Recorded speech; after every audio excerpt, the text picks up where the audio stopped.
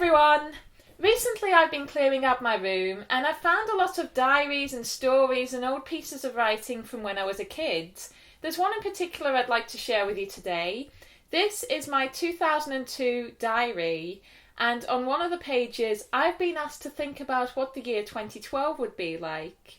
I was 10 years old when I wrote what my idea of the future would be like, and today I thought I'd share with you my expectations of 2012 versus the reality of 2012, so I hope you enjoy. I was a massive fan of the author Jacqueline Wilson when I was 10 years old. She was always writing about kids my age and they always seemed to be incredibly cool, so I thought when I got this diary for Christmas that I had the ultimate present. So on this page here, we've got my predictions for 2012. I wrote these down when I was 10 years old. And some of these answers, I think I've maybe given cool answers instead of actually telling people what I think. Because I felt like to have a diary this cool, I had to be a little bit cooler. But the funny thing is that some of these answers are so uncool in the attempt to be cool that I actually sound a lot more like a dork. So let's see what I've written. My predictions for 2012.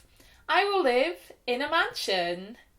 When I was 10 years old, I thought that mansions were the ultimate sign of glamour. I couldn't imagine anything cooler than living in a mansion, and I'd never been in one either, so they had like this air of mystery to them. I've still never been in a mansion, but I don't feel like that's so important anymore. In reality, in 2012, I lived with my family in a house of normal proportions. I will live with Leonardo DiCaprio. Yes, I really wrote that. And I spelled his name right and everything too. I'm really impressed. Especially as at 10 years old, I don't think I'd seen any of his movies. And in reality, in 2012, I wasn't living with Leonardo DiCaprio. I was living with my family. And I think I actually appreciate them more than Leonardo DiCaprio. Sorry, Leo, if you're watching, but I don't really know you. I'm not attracted to you. I'm not really sure why I wrote that. I think I was just trying to sound cool. I will look like a superstar. That was very specific, Kate. You haven't given me a particular dress style or told me what particularly your idea of a superstar is, but I'm pretty sure either way that the reality of 2012 wasn't what you were thinking. Sorry. I will work as a supermodel. I think I actually wanted to be an actress, but I suppose supermodel was one of the cool answers. In reality, in 2012, I was working in an office, but fun fact, I did try modelling once and I didn't really enjoy it. My best friends would be Mary-Kate and Ashley Olsen. That's such a 90s kid answer. When I was 10 years old, I worshipped them. I thought they were the ultimate cool.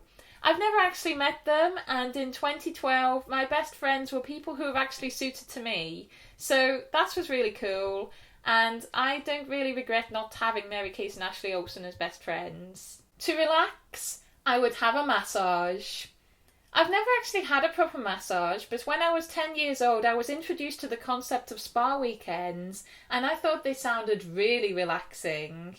The reality though, in 2012, I was probably more likely to watch a movie to try and relax. And that's the end of your list, 10-year-old Kate. I'm very sorry that 2012 didn't pan out the way that you thought it was going to, but all the same, I had quite a good year in 2012, so it just goes to show that the things you've listed here aren't things that you really need in order to have a great life.